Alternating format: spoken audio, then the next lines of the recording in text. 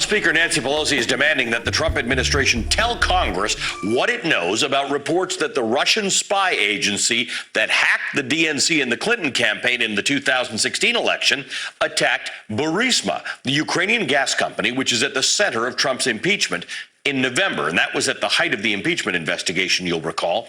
A report from the security firm which detected the cyber attack released last night quoted or noted ominously, quote, the timing of the GRU's campaign in relation to the 2020 U.S. elections raises the specter that this is an early warning of what we have anticipated since the successful cyber attacks undertaken during the 2016 U.S. elections. Today, House Intelligence Committee member Eric Swalwell criticized the president for failing to take action.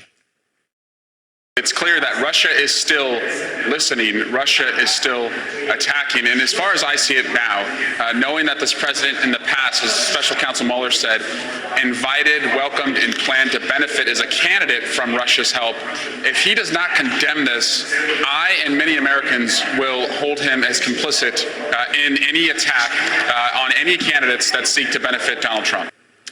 Today, Shelby Pearson, the top national intelligence official in charge of election security, told NBC News that U.S. intelligence agencies are tracking hacking activity by Russia ahead of the 2020 election, but warned that it may be hard to determine if disinformation is being spread by foreign governments. It's also important to recognize that the intelligence community doesn't always have the accesses and insights to know what's real and what's fake. There's some of that I think is cognizance from our sources, and others of that is an analytic judgment. And then thirdly, we might not have insight at all. All right, joining us now, Malcolm Nance, former counterterrorism intelligence officer and an MSNBC counterterrorism and intelligence analyst. He's the author to the plot to destroy democracy, how Putin and his spies are undermining America and dismantling the West. Malcolm, you've written 3 books on this. Like, you really understand this. There should be, in fact, Area 1 security report says, I think, what we all think. Our report is not noteworthy because we identified the GRU launching a phishing campaign, nor is the targeting of a Ukrainian company particularly novel. It is significant because Burisma Holdings is publicly entangled in U.S. foreign and domestic politics. This is the company at the heart of this whole thing that was sending Rudy Giuliani and Lev Parnas and all these guys to Ukraine.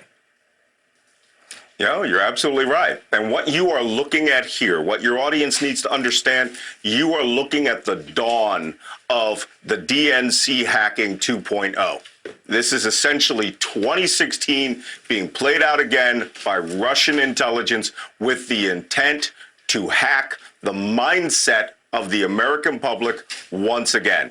So that whole campaign of Hillary Clinton and her emails, where all of this chum was thrown into the water in front of U.S. news media, that is what's happening again. They're starting it early, and they intend to take this information, and hopefully U.S. news media will just ignore about the subjects of the debate and go after salacious information that may be manufactured by a foreign intelligence agency. Let's examine this. Some of this information, at some point, they may release. And now that we know, everybody has in their head that this information's been hacked. So now you'll start to see emails. Some of them might really be leaked emails. And there's a way, I suppose, you view the media, the role of the media in that case. And some of them might not be. We won't even know now. That's, I think, what Shelby Pearson was saying is that it's really kind of hard to know when somebody does one of these, puts this chum in the water, whether it's real chum or fake chum.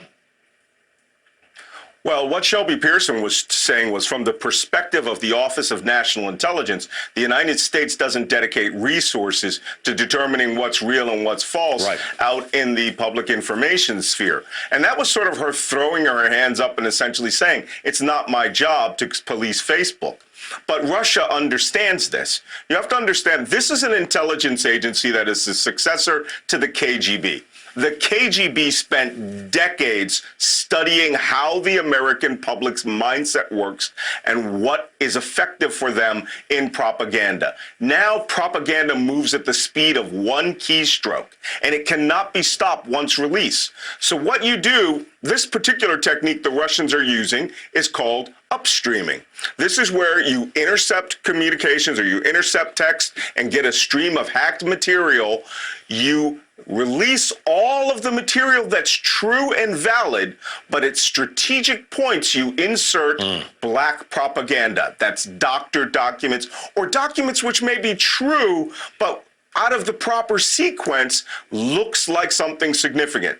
This is now, since they don't have WikiLeaks, they want U.S. news media and the pro-Trump campaign, data campaign, to be the weapon system which guides these disinformation payloads into the mindset of the public to bring a nefarious scandal out that literally is manufactured by a hostile intelligence agency.